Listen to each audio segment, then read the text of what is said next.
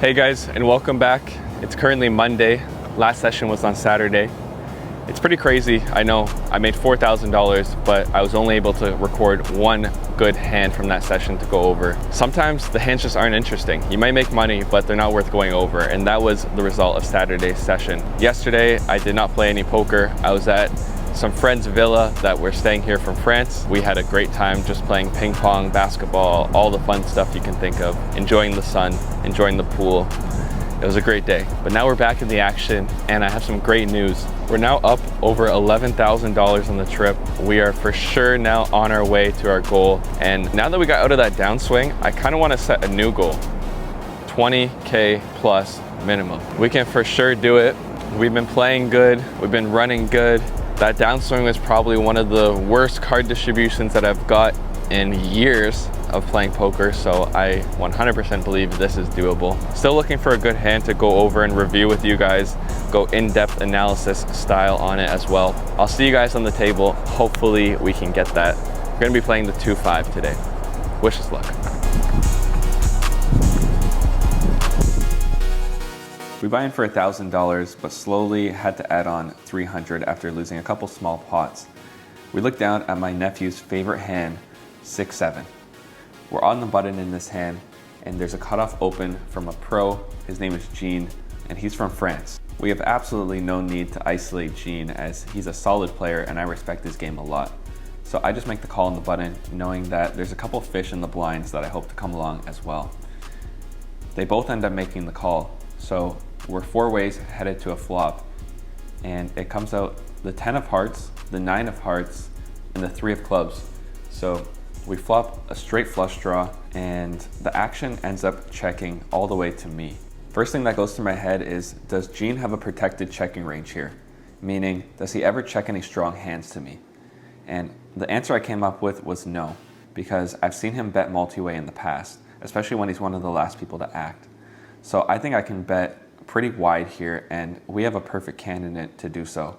So I end up betting $20, which is going to be good for 25% of the pot, and we end up getting called from the small blind and the big blind. Gene thinks about it for a little while and then ends up folding his hand. He tells me what he has after the hand, so I'll wait to tell you guys as well. So I headed off to a turn here, and it comes out the 5 of clubs. Pretty big brick on the board, but it actually gives us a double gutter, which is awesome. This card is 100% a green flag for us to continue barreling here. But honestly, I wouldn't mind barreling extremely wide here, given that I think they can have a ton of hands like King Jack, Queen Jack, Jack 8, 6-7 themselves, some flush draws, some 9x, some under pairs. That's kind of like their entire range that I put them on here. I even think they can have some hands still like Ace Jack and Ace Queen that float the flop one time. So I actually believe that barreling extremely wide on this turn, even if we didn't have a hand like 6-7 of hearts here, is going to be extremely profitable for one reason and one reason only. And that's because they did not check raise me on the flop. I think they would check raise me with a lot of their 10x, like Queen 10 plus. So when they just call my small sizing, their range becomes very weak and it has a lot of floats in it.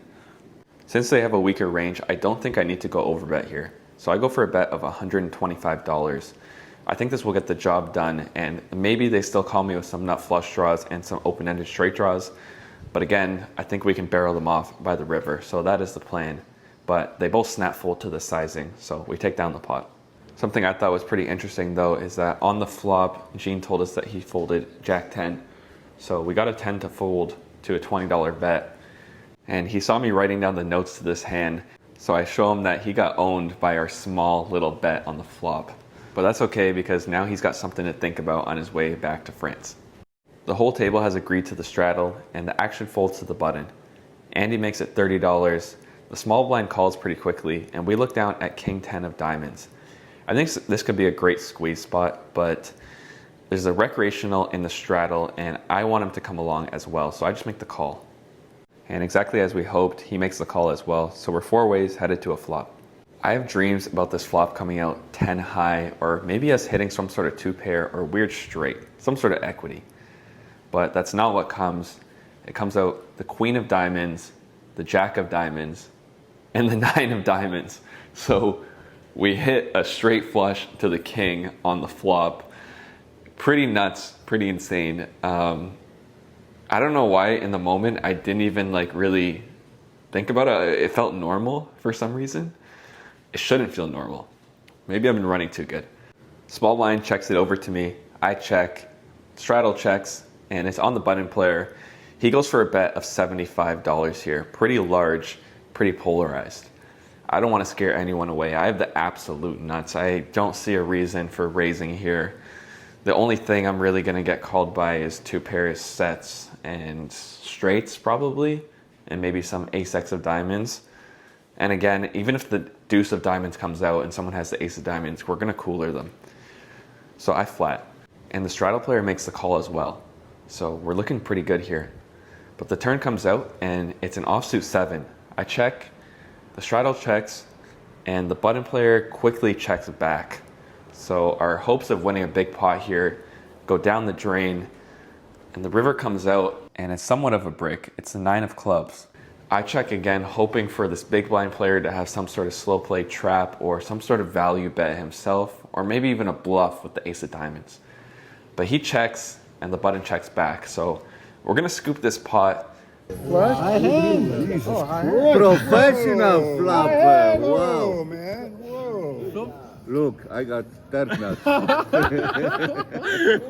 I got 2 pairs. So not only do we scoop this decent sized pot, but we also get the high hand bonus for $500. Since I'm Canadian, they withhold 30% of that, so I'm gonna get paid $350. I didn't include this hand for the action, more so just for the awesome flop and the coolness of it. And I don't know if it was clear in that frame, but the button showed a hand, I think it was 6-4 offsuit, no diamond. So that was pretty funny. But man, look how beautiful this is. This is just art. I don't know. Okay, right back to it. We are under the gun with 6-7 of clubs. So again, nephew's favorite hand. I opened to $25 as there's some pros in this game. So I'm not gonna be opening as large under the gun. We get called by the low jack player and the small blind player. Low jack player is an unknown, and the small blind player is pretty aggressive and pretty wide. The flop comes out and it's 5 of clubs, 6 of diamonds, 8 of diamonds. So we flop middle pair with an open-ended straight draw and a backdoor flush draw. Pretty great flop, honestly. It checks to me, and on this board I am doing 0 betting, so I'm going to be checking my entire range. I check, and the in-position player bets $45. To me, the sizing looks like over pairs, it looks like 2 pairs, it looks like top pair, maybe some flush draws, maybe some straight draws, and maybe even some middling pairs that he's trying to protect against, thinking that he's good. I debate whether my hand wants to raise or not. I think raise is completely fine, as I'm going to have some sets and 2 pairs myself on this board that would love to raise, and we probably have one of the most perfect candidates to do so. But against a recreational player here, I'm just going to take my equity and make the call. I think if I hit a straight, it's actually going to be somewhat disguised. So we're headed off to a turn here after I make the call. And it comes out the 9 of hearts. So we hit our straight, disguised straight. I go for another check, and he ends up betting $45 once more. Now, to me, this says I have a hand like 8-9. I have sets, maybe some 5-6. Those kind of hands. I don't think he would ever bet a hand like pocket 10s here when this card comes out. So I think he's got mostly 2 pairs and sets, and maybe some flush draws. I'm not going to be calling, but how much should I raise here? I debate going somewhat large because recreational players don't like to fold when they have draws to full houses. But I also don't think it makes much sense for me to go very big. But maybe that's what would get me paid. I end up choosing a size of $175, hoping that he calls turn and then calls on brick rivers. He thinks it over for a bit and ends up calling the 175. So this is perfect. We're headed off to a river, hoping for a brick, and it comes out the jack of spades. This card is basically a brick unless he has jack X of diamonds and hit a pair on the river. Now, how big should I go here? Well, I'm trying to get called by 2 pairs and sets. I'm obviously repping a straight. This player probably doesn't assume I have much straights in my range, but some people just don't know about ranges and will put you on a hand based off of the size you bet. And he doesn't know me, so maybe he thinks I could have some straights here. I don't want to go extremely large, like all in, but I also don't want to go too small. So I decide on around a pot size bet of $400 here. He actually doesn't think about it for too long and makes a call. He thought about it for like 5 to 10 seconds max. So that made me think I could have gone bigger here. He just did not believe me. And we end up getting paid. So he mucks his cards. All right, guys, strap in your seatbelts because this hand is pretty wild. Cutoff opens to $35. He looks like a thinking player. I'm in the $10 straddle, look down at pocket jacks, and 3-bet him to $130. He thought about it for about 10 seconds, and it looked like he was debating calling or folding. That's sort of the vibe that I got from him here. So I can eliminate hands like pocket queens and ace king from his range. The flop comes out, and it's a 10 of hearts, 7 of hearts, and the 3 of diamonds. On this board, he definitely has the nut advantage given that he has more sets than I do, but I definitely have more over pairs. So I'm going to be going for a bet here with pocket jacks to deny some equity from over cards if he ever has some, and I go for a bet of $100. He thinks about it for about 5 to 10 seconds again, and then ends up making the call. So we're headed off to a turn, and it comes out the 5 of hearts, bringing in the front door flush draw. I look down at my cards and see that I still have the jack of hearts in it. So I believe that I can actually continue betting here, as I'd probably do this with hands like ace king and ace queen with a single heart in them. And I think my opponent could assume that I would do that as well.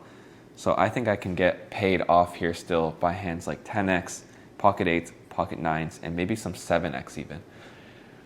So I bet $175, and he doesn't think about it for long at all, looks down at his cards, and makes the call. The river comes out, and it's a deuce of clubs, an absolute brick. And this is where I now have a decision. Pocket jacks probably doesn't want to jam here is what's going through my head, given that I'd probably want to get called by a hand like jacks. If I had a hand, let's say I had a hand like queens, kings, or aces, and I'm going to go for an all-in here. My main calls are going to be from jacks and 10x and maybe hands like pocket 9s sometimes.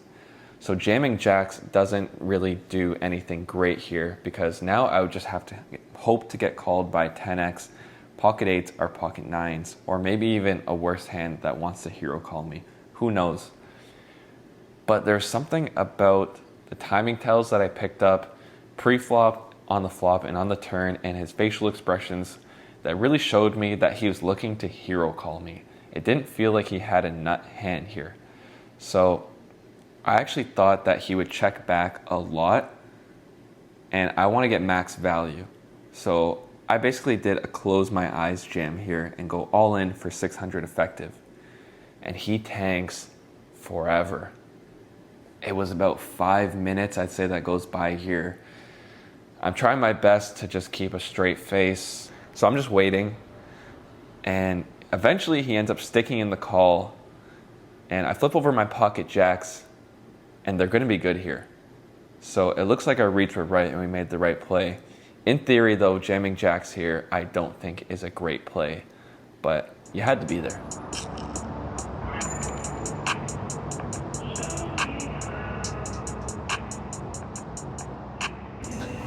That's going to be the end of today's video. I hope you guys enjoyed. And if you did, I'd really appreciate it if you hit the thumbs up and subscribe.